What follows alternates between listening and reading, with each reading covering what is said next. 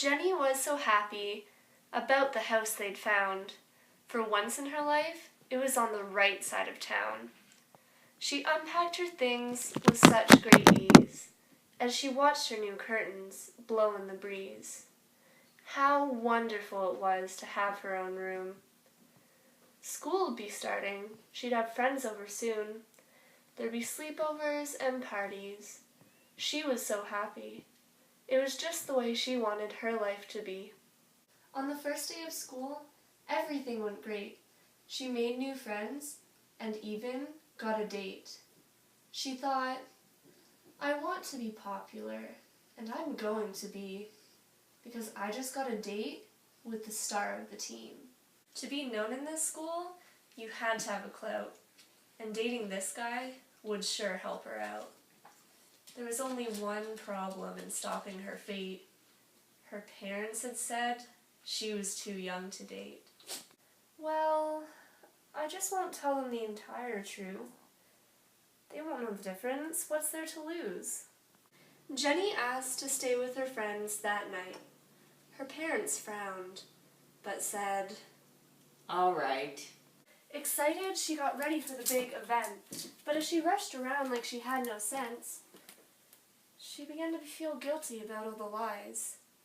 But what's a pizza, a party, and a moonlight ride? Well, the pizza was good, and the party was great, but the moonlight ride would have to wait. For Jeff was half drunk by this time, but he kissed her and said that he was just fine.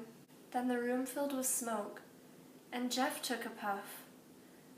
Jenny couldn't believe he was smoking that stuff. Now Jeff was ready to ride to the point, but only after smoking another joint. They jumped in the car for the moonlight ride, not thinking that Jeff was too drunk to drive. They finally made it to the point at last, and Jeff started trying to make a pass. A pass is not what Jenny wanted at all. By pass, I don't mean playing football. Maybe my parents were right. Maybe I am too young. Boy, how could I ever be so dumb? With all her might, she pushed Jeff away. Please take me home. I don't want to stay. Jeff cranked up the engine and floored the gas. In a matter of seconds, they were going too fast. Jeff drove off in a fit of wild anger. Jenny knew that her life was in danger. She begged and pleaded for him to slow down, but he just got faster as they neared the town.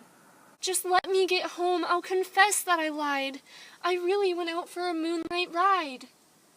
Then all of a sudden, she saw a big flash. Oh God, please help us. We're going to crash. She doesn't remember the force of impact, just that everything all of a sudden went black. She felt someone remove her from the twisted rubble and heard, Call an ambulance. These kids are in trouble. Voices she heard, a few words at best, but she knew there were 2 cars involved in the wreck.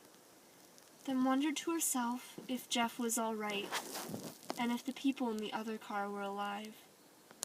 She awoke in the hospital to faces so sad. You've been in a wreck, and it looks pretty bad.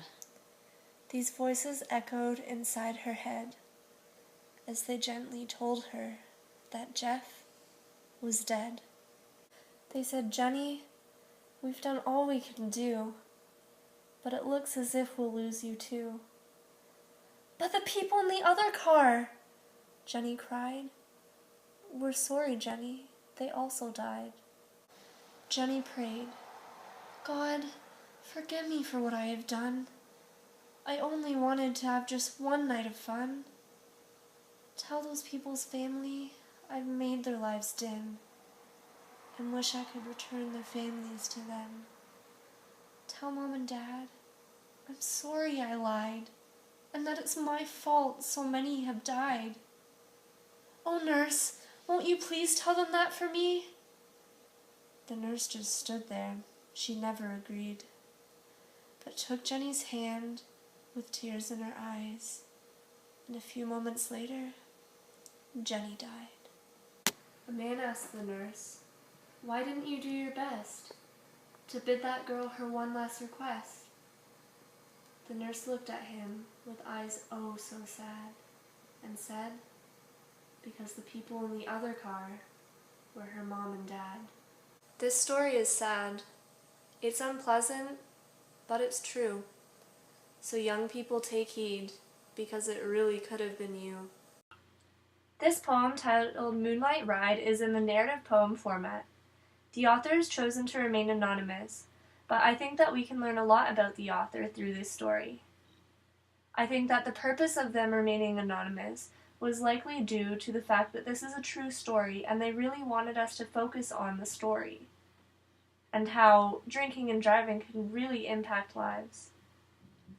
This poem has 3 very good elements that really make the story: imagery, irony, and rhyme. In the beginning, the happiness of Jenny with her new room and her new school and such is very ironic in contrast to a very sad ending.